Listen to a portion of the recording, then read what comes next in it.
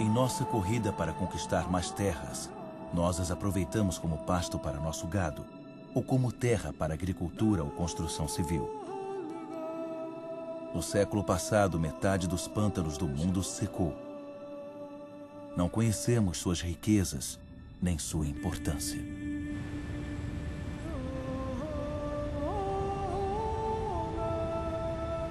Toda a matéria viva está ligada.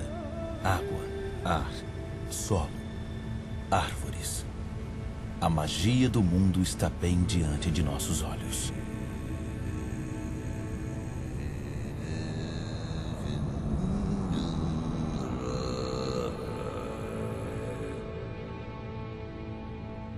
Árvores lançam a água subterrânea na atmosfera como uma névoa bem leve.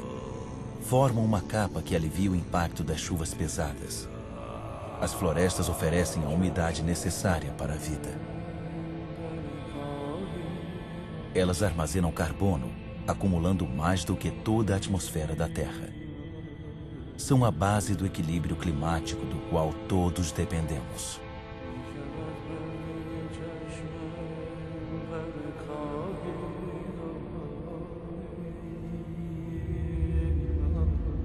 As árvores das florestas primárias oferecem um habitat para 3/4 da biodiversidade do planeta, ou seja, de toda a vida na Terra.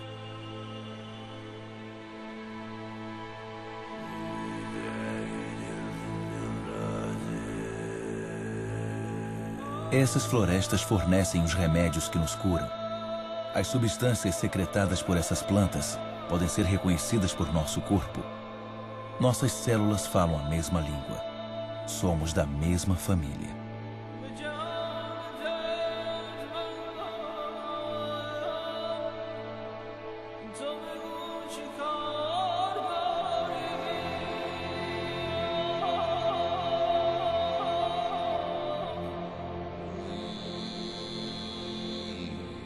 Mas em quase 40 anos, a maior floresta tropical do mundo, a Amazônia, foi reduzida em 20%.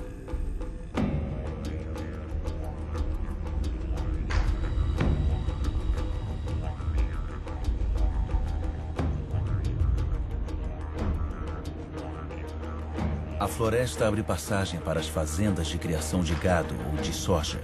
95% desses grãos de soja são usados para alimentar o gado e as aves na Europa e na Ásia.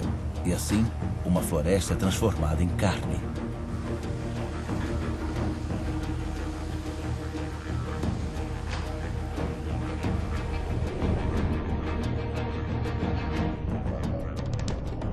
Há quase 20 anos, Bornéu, a 4ª maior ilha do mundo, foi coberta por uma vasta floresta primária.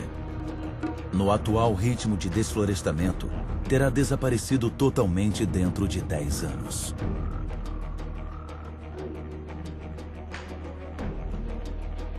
A matéria viva liga a água, o ar, a terra e o sol.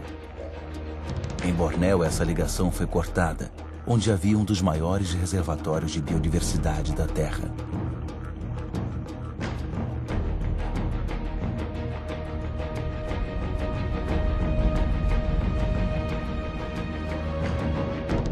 Essa catástrofe foi provocada pela decisão de se produzir em Bornéu azeite de dendê, um dos óleos mais produzidos e consumidos do mundo. Óleo de dendê não supre apenas nossa crescente demanda de comida, mas também de cosméticos, detergentes e principalmente de combustíveis alternativos.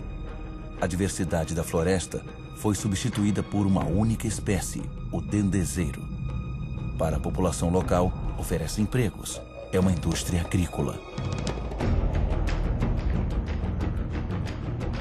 Outro exemplo de devastação maciça é o eucalipto. Eucalipto é usado para fazer a celulose. As plantações estão aumentando, pois o consumo de papel aumentou 5 vezes em 50 anos. Uma floresta não substitui outra floresta. Na base do eucalipto nada cresce, porque suas folhas formam uma cama que é tóxica para outras plantas. Cresce rapidamente, mas esgota as reservas de água. Soja, óleo de dendê, eucalipto. O desflorestamento destrói o essencial para produzir o supérfluo. Mas em outros lugares, o desflorestamento é o último recurso para sobreviver.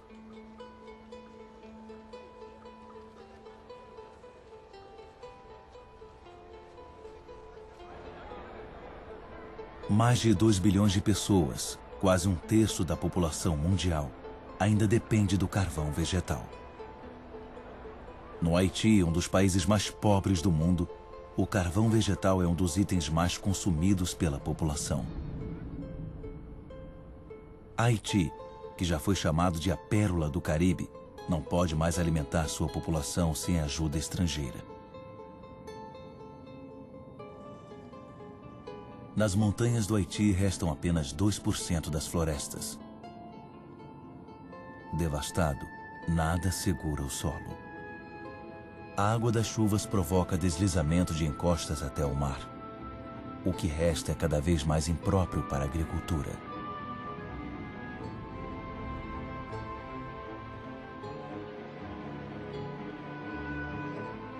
Em alguns pontos de Madagascar, a erosão é tremenda. Encostas inteiras ficam com buracos de centenas de metros. Fino e frágil, o solo é feito de matéria viva. Com erosão, a camada fina de humus, que levou milhares de anos para se formar, desaparece.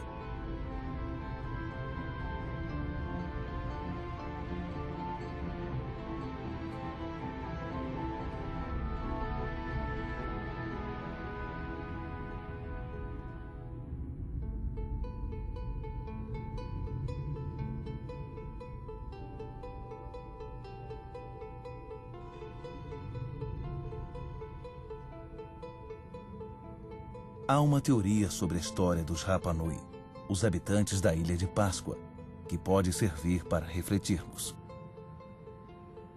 Vivendo na ilha mais isolada do mundo, os Rapa Nui exploraram seus recursos até não sobrar mais nada. Sua civilização não sobreviveu. Nessas terras estavam as mais altas palmeiras do mundo. Elas desapareceram. Os Rapa Nui as cortavam para produzir artefatos. Com isso, tiveram que enfrentar a erosão do solo. Os Rapa Nui não puderam mais pescar. Não tinham árvores para construir canoas.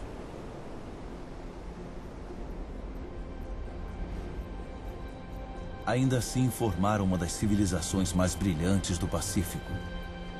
Fazendeiros inovadores, escultores, navegadores excepcionais, eles sofreram com a superpopulação e a escassez de recursos. Eles enfrentaram conflitos sociais, revoltas e fome. Muitos não sobreviveram ao cataclisma.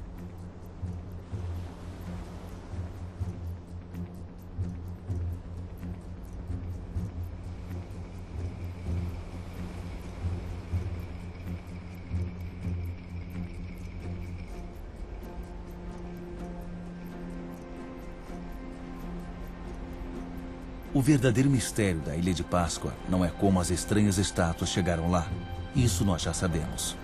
Mas por que os Rapa Nui não reagiram a tempo?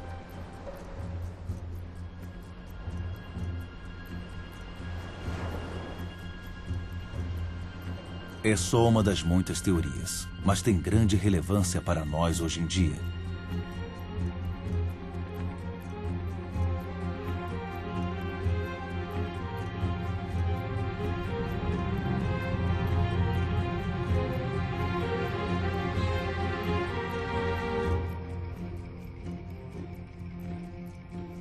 Desde 1950, a população mundial triplicou. E desde 1950, alteramos mais a nossa ilha, a Terra, do que em todos os nossos 200 mil anos de história. Nigéria é o maior exportador de petróleo da África. Porém, 70% de seus habitantes vivem abaixo da linha de pobreza. Lá existe riqueza, mas os habitantes não têm acesso a ela.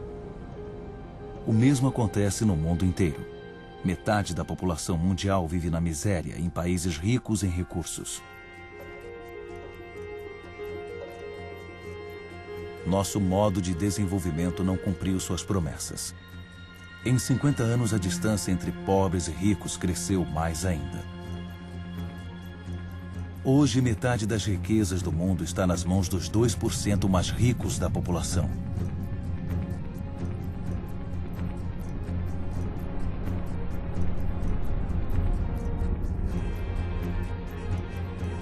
Tais disparidades podem ser mantidas? Elas são a causa dos deslocamentos da população, cuja escala nós ainda temos que desvendar totalmente. Na cidade de Lagos, a população era de 700 mil em 1960. Chegará a 16 milhões até 2025. Lagos é uma das megalópolis que crescem mais rapidamente no mundo. Fazendeiros vão para lá, expulsos de suas terras por questões econômicas e demográficas, ou por causa da escassez de recursos. Isso é um novo tipo de crescimento urbano, motivado mais pela sobrevivência do que pela prosperidade.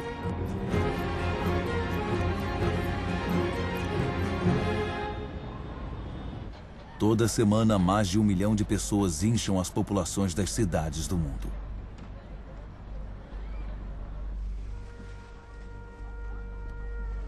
Um em cada 6 seres humanos vive em ambientes precários, insalubres e superpovoados, sem acesso às necessidades diárias, como água, saneamento, eletricidade.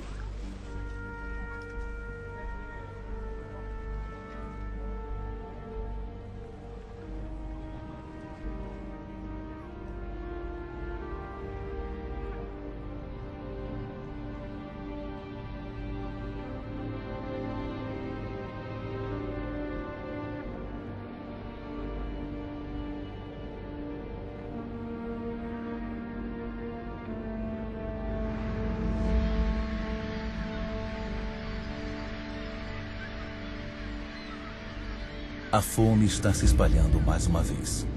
Afeta quase 1 bilhão de pessoas.